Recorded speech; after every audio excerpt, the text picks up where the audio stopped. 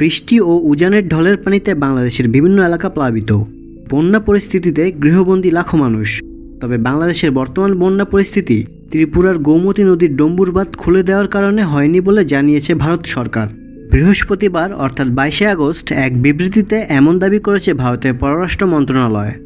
বিবৃতিতে বলা হয়, বাংলাদেশে উদ্বেগ প্রকাশ করা হয়েছে যে দেশটির পূর্বাঞ্চলীয় সীমান্তবর্তী জেলাগুলোর বর্তমান বন্যা পরিস্থিতি ত্রিপুরার গোমতী নদীর উজানে ডাম্বুর বাঁধের পানি ছাড়ার কারণে হয়েছে। এটি প্রকৃতপক্ষে সঠিক নয়। আমরা উল্লেখ করতে চাই যে ভারত এবং বাংলাদেশ উভয়ের মধ্য দিয়ে বয়ে যাওয়া গোমতী নদীর অববাহিকায় গত কয়েকদিনে বছরের সবচেয়ে ভারী বৃষ্টিপাত হয়েছে।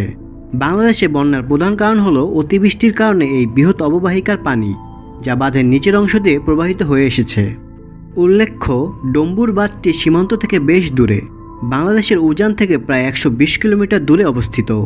এটি একটি স্বল্প উচ্চতার বাঁধ যা বিদ্যুৎ উৎপাদন করে এবং সেখান থেকে 40 মেগাওয়াট বিদ্যুৎ বাংলাদেশকেও সরবরাহ করা হয়।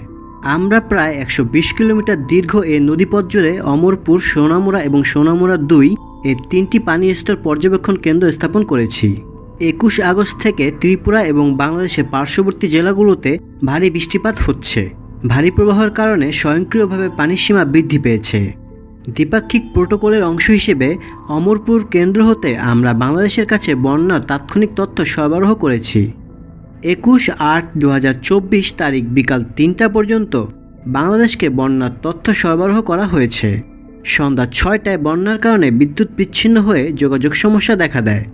তবুও আমরা জরুরি তথ্য প্রেরণের জন্য অন্যান্য মাধ্যমে যোগাযোগ বজায় রাখার চেষ্টা করেছি।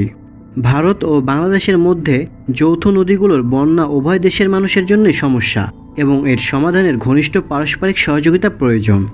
ভারত এবং বাংলাদেশ যৌথভাবে 54টি আন্তঃসীমান্ত নদী ভাগ করে নেয়ার কারণে নদীর পানি বিষয়ক সহযোগিতা আমাদের দ্বিপাক্ষিক সম্পর্কের একটি গুরুত্বপূর্ণ অংশ।